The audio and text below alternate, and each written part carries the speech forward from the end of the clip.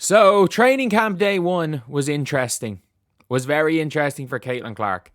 And we are seeing Iowa Caitlin Clark back. That's all I'm saying. If you've ever seen some clips of Caitlin Clark just being around her Iowa teammates, there has never been a person as seemingly as good at a sport, as high level player, take themselves less seriously.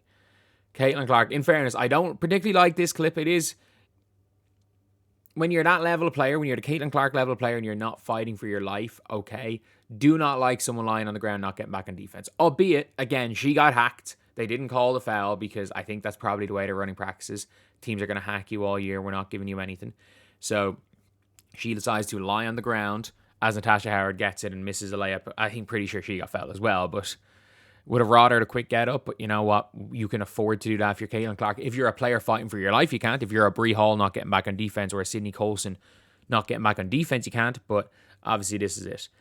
Obviously, Caitlin Clark, again, just trolling through the entire session, dabbing out of nowhere, and obviously the infamous headbutt celebration. The infamous headbutt celebration. Like, I cannot believe it. Like, she goes and hits the shot and headbutts the wall. Like, she literally, they were playing and is like going to the camera, let's do a jump ball. And this is when you know Caitlin Clark is just having a good time, when she's just posting trolling Instagram comments.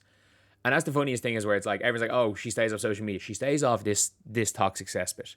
The toxic cesspit that is Twitter, the toxic cesspit that is YouTube, where people are going to break down every individual thing and go into every little bit of detail. Unfortunately, that is social media. And yeah, it is what it is. It is what it is. And you know what? If I was one of these players, I'd do it too. I 100% would do it too. Like, if I was one of these players, if I was a bigger content creator, I would do it as well. Like, if I was someone like a Kenny Beecham, or I'm just trying to think of who, like, I was going to say who I know, but I was like, yeah, obviously Kenny from my 2K days. Like, if I was someone who had boomed like that, even back in my 2K days when I was pulling in 10 million views a month, there'd be like hate threads on Reddit about me all the time. There'd be people, like, the amount of stuff on social media, I kind of stayed off Twitter. So I could only imagine how bad it is for all these players. Instagram, you can choose to see what you want to see. Obviously, ridiculous pass. Absolutely ridiculous pass there from Caitlin Clark to the Wanna Bonner. Easy layup. Just dabbing out of nowhere. But literally out there just guarding Sydney Colson, just hugging Sydney Colson, laughing mid-practice, and then responding. Unsure why I decided to celebrate with a freaking headbutting the wall. Like, this is Demon Clark is back.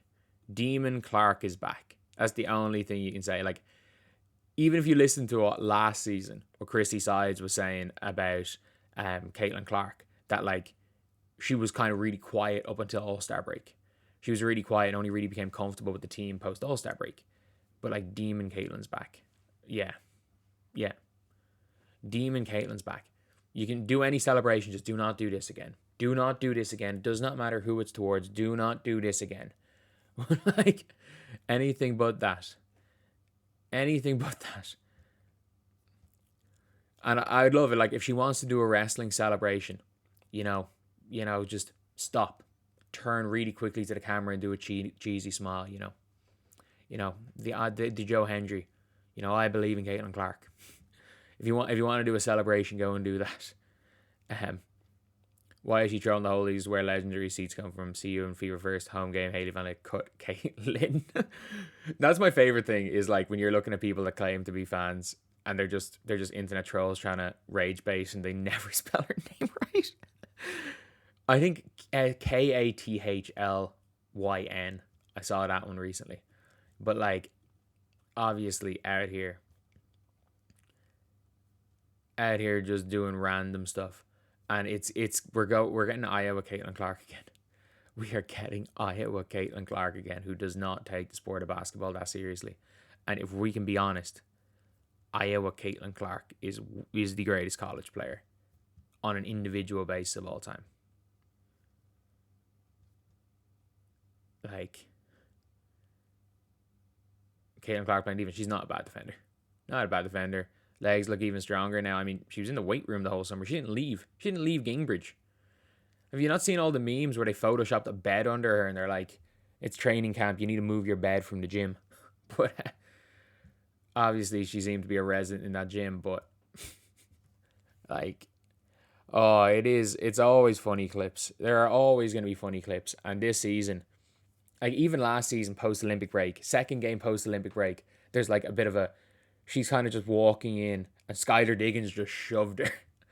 And then Skylar Diggins shoves her into the bench, and then the coach is getting into it with her because she's near the bench because Skylar Diggins shoved her into the bench.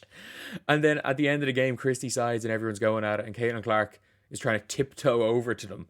Like, and you knew Demon Caitlin was back. Demon Caitlin came back during the Chicago Sky game.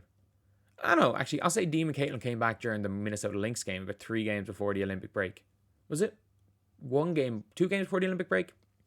When they won the game and she stopped while she walked to the free throw line and started hyping up the away crowd. When she was going to shoot like game-ending free throws, but the game was already won. It was over. She hyped the away crowd. And then let's never forget Barbie night. Let's never forget Caitlin Clark hyping the crowd, staying for 30 minutes after the game to sign Barbie towels during the whole night. The whole night that was there to celebrate her arrival. You know, Caitlin Clark set a career high, hyped up the crowd as she walked off the floor with 31 points, 12 assists, and it spent 20 minutes signing towels that were meant to be there as representative of a player from the rival team. Like, this season's going to be fun. And when it just comes to basketball, the Fever are just fun to watch. They are just fun to watch. And a lot of people are like, oh, you know, Caitlin's not going to look for her own shot a lot. It's going to be bad to watch. Like, do people not realize that last season, when we saw what we saw from the Fever was stuff being forced through Caitlin, which is why we saw a lot of bad games from Caitlin. Like, it's going to be impossible to guard Caitlin in this system. Like, it's going to be impossible. There's games where she's going to get hot and she's going to have 35-point games this year. Like, that's kind of a given. They're not going to be able to stop her because in the system they're playing right now, they have to play single coverage. And with the amount of off-ball movement, they're going to have to start switching. So what's going to happen is you're going to see plenty of times where teams are going to put their best defender on Caitlin, whereas last year that defender stuck to Caitlin in any pick and roll. They actually sent 2 bodies to Caitlin. Whereas this year, instead of sending 2 bodies, she probably gets switched onto the center, and then it's what we saw with Camilla in crossover, step back to her left 30-footer, bang, and skipping coming off the floor. But yeah, anyway, Demon Caitlin's back, lads. Demon Caitlin is back.